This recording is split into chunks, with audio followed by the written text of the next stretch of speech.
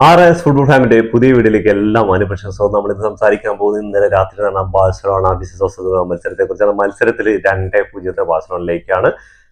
ലീഗിൽ Real മാഡ്രിഡിലുള്ള point വ്യത്യാസം എന്ന് പറഞ്ഞാൽ നേരത്തെ 4 ഉണ്ടായിരുന്നു, അതിന്റെ കൂടെ 3 കൂടി ചേർന്ന് 7 പോയിന്റാണ്. ഇപ്പോ 17 മത്സരങ്ങൾ കംപ്ലീറ്റ് ചെയ്തപ്പോൾ 43 പോയിന്റുമായിട്ട് ബാഴ്സലോണ തലപ്പത്താണ്. അപ്പോൾ റയൽ മാഡ്രിഡ് നോക്കുകയാണെങ്കിൽ 36 പോയിന്റാണ് 16 മത്സരങ്ങൾ കംപ്ലീറ്റ് ചെയ്തപ്പോൾ. വില്യാരൽ 35 പോയിന്റുമായിട്ട് 3-ാം സ്ഥാനത്തുണ്ട്. അവർ പക്ഷേ 15 മത്സരങ്ങൾ കംപ്ലീറ്റ് ചെയ്തിട്ടുള്ളൂ. അപ്പോൾ നാളെ റയൽ മാഡ്രിഡ് ജയിക്കുകയാണെങ്കിലും ഇനി വില്യാരലിന്റെ 2 മത്സരം കൂടി കഴിഞ്ഞാൽ ചിലപ്പോൾ വില്യാരൽ സെക്കൻഡ് പൊസിഷനിൽ വരാൻ ചാൻസ് ഉണ്ട്. അപ്പൊ എന്തായാലും ഈ കളി കൊണ്ടുള്ള ഗുണം എന്ന് പറഞ്ഞാൽ റയലായിട്ടുള്ള പോയിന്റ് വ്യത്യാസം 7 പോയിന്റാക്കി മാറ്റാൻ പോയിട്ട് ബാഴ്സലോണയ്ക്ക്. ഒരു സമയത്ത് ഈ കളി എങ്ങോട്ടാണ് പോകുന്നത്, സമനിലയിൽ 0-0 അവസാനിക്കുന്ന വിചാരിച്ച നിമിഷങ്ങളായിരുന്നു. അത്രയും കട്ടുകട്ടിയായിരുന്നു ഓസസൂനയുടെ ഡിഫൻസ്. 4-4-2 ഫോർമേഷൻ ഉണ്ടെങ്കിലും 5-3-2 അല്ലെങ്കിൽ 5-4-1 എന്ന ഫോർമേഷനിലേക്കാണ് അവർ കളിച്ചിട്ടുണ്ടായിരുന്നത്. ഒരു തരത്തിലും ബാഴ്സ പ്ലേയേഴ്സിന്റെ അറ്റാക്കിങ്ങിന് എന്താന്ന് പറഞ്ഞാൽ ഇന്നത്തെ ഒരു ഫോർമേഷൻ നോക്കിക്കഴിഞ്ഞാൽ നമ്പർ 10 പൊസിഷനിൽ റഫീനിയും അതേപോലെ ലെഫ്റ്റും റൈറ്റും ആയിട്ട് റാഷ്ഫോർഡും ലെമീനമാലും ഉണ്ടായിരുന്നു. സ്ട്രൈക്കറായിട്ട് ഫെറാൻ ടോറസും ഉണ്ടായിരുന്നു. അപ്പോൾ പറയണ്ടല്ലോ അറ്റാക്കിങ്ങിന്റെ ഒരു കാര്യം എന്ന് പറയുന്നത്. പക്ഷേ ഓസസൂനയുടെ ഡിഫൻസ് ഒരു രക്ഷയില്ല. ഒരു സൈഡ് റാഷ്ഫോർഡും അതേപോലെ ബാൽഡിയും തമ്മിൽ അറ്റാക്ക് ഒരു വിങ്ങിലൂടെ വരുമ്പോൾ ഈ സൈഡ് യമാലും കുണ്ടയും കൂടി ഒരു സൈഡിലൂടെ വിങ്ങിലൂടെ വരുന്നത്. അത് റഫീനിയ സെന്ററിലൂടെ അറ്റാക്കിങ്ങും അതേപോലെ ഫെറാൻ ടോറസിന്റെ കുറെ ചാൻസുകളും.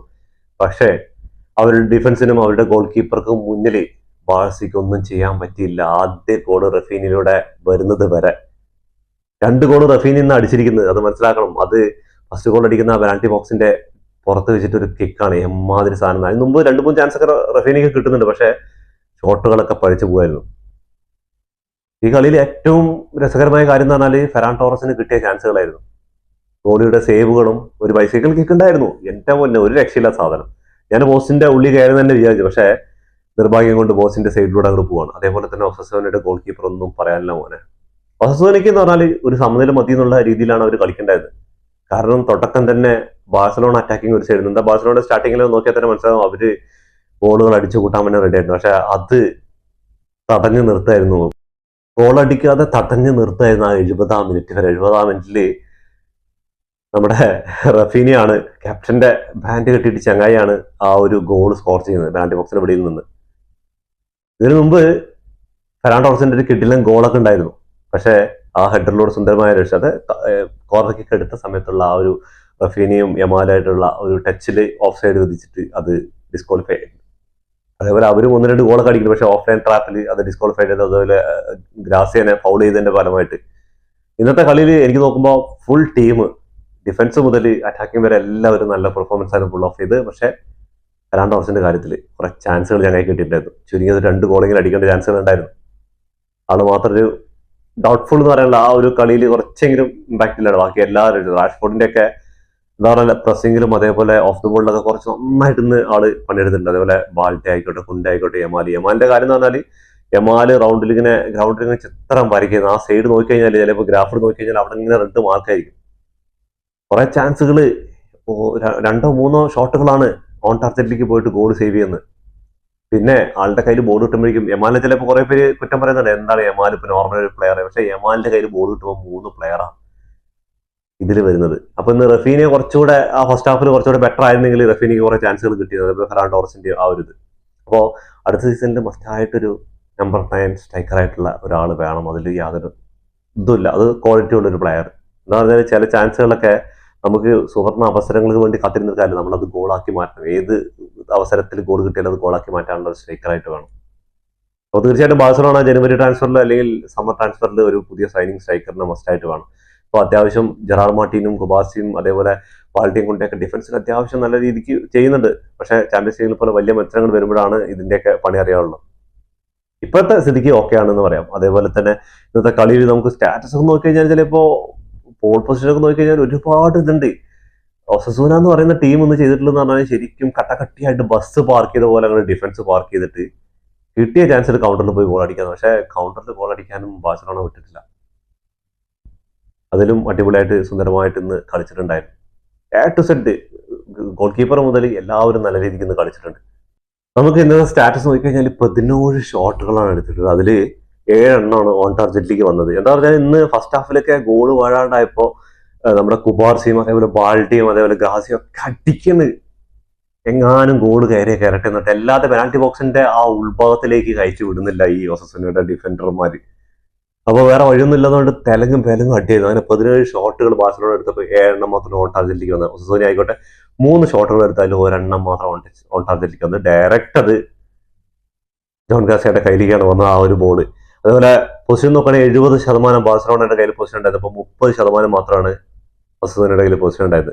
676 പാസുകൾ കംപ്ലീറ്റ് ചെയ്തപ്പോൾ 168 പാസുകൾ. 168 എന്ന് പറഞ്ഞാൽ ഏറ്റവും കുറഞ്ഞൊരു പാസ് ശരാശരിയാണ് നോക്കുമ്പോൾ ഈ 2 ഹാഫുകളിലും കൂടി. അപ്പൊ അത്രമാത്രം ബോളെ ഒസസോനിന്റെ കയ്യിൽ കിട്ടിയിട്ടുള്ളൂ. 92% പാസിംഗ് അക്രോച്ച് ഉണ്ടായിരുന്ന ബാഴ്സലോണയ്ക്ക് 63% മാത്രമാണ് ഒസസോനിക്ക് ഉണ്ടായിരുന്നത്. അതേപോലെ തന്നെ 4 ഫൗൾ കമ്മിറ്റ് ചെയ്തപ്പോൾ ബാഴ്സലോണ 6 ഫൗളാണ് അവിടെ ഒസസോന കമ്മിറ്റ് ചെയ്ത്. യെല്ലോ കാർഡ് ബാഴ്സയ്ക്ക് 0 അതേപോലെ തന്നെ ഒസസോനിക്ക് 4 ഉണ്ട്. ഓഫ് സൈഡ് നോക്കുകയാണെങ്കിൽ 1 അവിടെ 4 കോർണേഴ്സ് വിൻ ചെയ്ത കാര്യത്തിലാണ് എനിക്ക് ഭയങ്കര സങ്കടമായിട്ട് തോന്നുന്നത് വാഷിംഗ്ടൺ. 14 കോർണേഴ്സ് വിൻ ചെയ്തിട്ടുണ്ട്. ഈ അറ്റാക്ക് ചെയ്തിട്ട് ഇങ്ങനെ പോകുന്ന ക്രോസ് കൊടുക്കുന്ന ബോളൊക്കെ ഒസസോനയുടെ ഡിഫൻഡർമാർ തട്ടി പുറത്താക്കാം.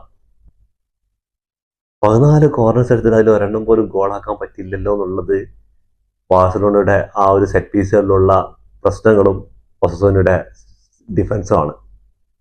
അത് നമ്മൾ മനസ്സിലാക്കണം ആ ഒരു കാര്യം. അപ്പോൾ ഇതൊക്കെയാണ് ഈ ഒരു കളിയെക്കുറിച്ച് പറയാനുള്ളത്. അപ്പോൾ കളിയിൽ എന്താന്ന് പറഞ്ഞാല് നമ്മള് ഏത് സമയത്തും അതേപോലെ ഒരു സമനില ഗോള് വഴങ്ങിയിട്ടുണ്ടെന്ന് അത് ഗ്രസിയെ ഫൗൾ ചെയ്തതിന് അത് ഡിസ്ക്വാളിഫൈ ആയ ഗോള്. പക്ഷേ ഒരുപാട് ശ്രമിച്ചിട്ടുണ്ട്. ഇന്ന് തലങ്ങും ഗോളിന് വേണ്ടി ശ്രമിച്ചിട്ടുണ്ട്. കുറെ ഭാഗ്യത്തിന്റെയും അതേപോലെ ഒസസോനയുടെ ഡിഫൻസും അതൊരു ഗോൾ കീപ്പറിന്റെയും മികവിലാണെന്ന് ബാഴ്സലോണ അത്രയും പണിയെടുത്തത്. 70-ാം മിനിറ്റിൽ ആദ്യ ഗോൾ വീണപ്പോഴാണ് ഒന്ന് ശ്വാസം വീണത് സത്യം പറഞ്ഞാൽ. എന്താ പറയുക, റയലായിട്ടുള്ള പോയിന്റ് ലീഡ് നീട്ടാനുള്ള ഒരു സുവർണ അവസരമാണ്. പക്ഷെ അത് കളഞ്ഞു കുടിക്കുന്ന വിചാരിച്ചത്. പക്ഷെ ബാഴ്സലോണയുടെ ക്യാപ്റ്റൻ ചങ്ങായി അവതരിച്ചു എന്ന് പറയാം. ചങ്ങായിയുടെ 2 കിടിലൻ ഗോളിലാണെന്ന് ബാഴ്സലോണ വിജയിച്ചിരിക്കുന്നത്. റഫീനിയ എന്താണെന്നുള്ളത് ഇന്ന് കുറെ കിക്കുകളൊക്കെ മിസ്സായിട്ടുണ്ട്. നല്ല സൂപ്പർ ചാൻസുകൾ കിക്കുകളൊക്കെ ഏതൊക്കെ ഭാഗത്തേക്ക് പോയിട്ടുണ്ട്. പക്ഷെ ആ ഒരു ഫസ്റ്റ് ഗോൾ അടിക്കുന്ന കിക്ക് ഉണ്ടല്ലോ, ഫാൻസി ഫ്ലിക്കൊക്കെ വിശ്വസിക്കാനാവാതെ അമ്മാതിരി ഒരു കിക്കായിരുന്നു സാധനം എടുത്തിട്ടത്. രണ്ടാമത്തെ ഇത് പറഞ്ഞാൽ ഓഫ് സൈഡ് ട്രാപ്പ് ബീറ്റ് ചെയ്ത് വരുന്ന സമയത്ത് ഒസസോനയുടെ ഡിഫൻഡറുടെ കാൽ തട്ടിയിട്ട് ഫ്രീ ആയി നിൽക്കുന്ന റഫീനെ ജസ്റ്റ് ഒന്ന് തട്ടി വിട്ടു ഗോൾ പോസ്റ്റിനുള്ളിലേക്ക്. അത്രയുള്ള ശുഭം. കളി അവസാനിക്കുകയാണ്. അപ്പോൾ ബാഴ്സലോണ റയൽ മാഡ്രിഡിനെക്കാളും ഒരുപാട് മുന്നെത്തിരിക്കുകയാണ്. ഈ പോയിന്റ് നില ഇനി എത്ര കാലം തുടരുന്ന കാത്തിരുന്ന് കാണാം, അതോ ഈ സീസണിൽ ഇങ്ങനെ തന്നെ തുടർന്നുകൊണ്ട് ഇനി ഒരു എൽ ക്ലാസിക്കോ വരാനുണ്ട്, അതേപോലെ അത്ലറ്റിക്കോ മാഡ്രിഡായിട്ട് കളി വരാനുണ്ട്, വലിയ കളികൾ ഇനി ഒരുപാട് വരാനുണ്ട്. അപ്പോൾ എന്തായാലും ഡിസംബറിലുള്ള മത്സരങ്ങൾ അവസാനിച്ചിരിക്കണം. ഇനി ജനുവരിയിലേക്ക് അടുത്ത ഓരത്തിന് മത്സരത്തിനായി കാത്തിരിപ്പാണ്. ബാഴ്സയെ സംബന്ധിച്ചിടത്തോളം അടുത്ത മത്സരം വരുന്നത് വില്യാരിലായിട്ടാണ്. വില്യാരിലെ ഹോം ഗ്രൗണ്ടിൽ വെച്ചുള്ള മത്സരമാണ്. വില്യാരിലാണെങ്കിൽ 15 മത്സരങ്ങൾ കംപ്ലീറ്റ് ചെയ്തപ്പോൾ 35 പോയിന്റുമായിട്ട് 3-ാം സ്ഥാനത്തുണ്ട്. അവർക്ക് ഈ 2 മത്സരങ്ങളുണ്ട് കംപ്ലീറ്റ് ചെയ്യാൻ. അപ്പോൾ ബാഴ്സയായിട്ട് പോയിന്റ് വ്യത്യാസം നോക്കിക്കഴിഞ്ഞാൽ 8 പോയിന്റ് വ്യത്യാസം ഉള്ളത്. അപ്പോൾ എന്തായാലും വില്യാരിലായിട്ടൊരു കടുത്ത പോരാട്ടം തന്നെ. ആ പോരാട്ടത്തിൽ വിജയിച്ച് ഈ വർഷത്തോടു കൂടിയിട്ട് ലാലിഗ അവസാനിക്കും. അടുത്ത വർഷം പുതിയ കളികൾ വരാൻ പോകുന്നുണ്ട്. അപ്പോൾ ഈ വർഷത്തെ അവസാന മത്സരമായിരിക്കും ലാലിഗയിലെ വില്യാരിലായിട്ടുള്ളത്. അപ്പോൾ അതിനുവേണ്ടി കാത്തിരിക്കാം. ഇതോടുകൂടി ഇവിടെ അവസാനിക്കുന്നു. ഫുട്ബോൾ ലോകത്തെ പുതിയ വിശേഷങ്ങളുമായി വീണ്ടും കാണാം. ഈ വീഡിയോ ഇഷ്ടപ്പെട്ടാൽ ലൈക്ക് ചെയ്യുക, ഷെയർ ചെയ്യുക, സബ്സ്ക്രൈബ് ചെയ്യുക.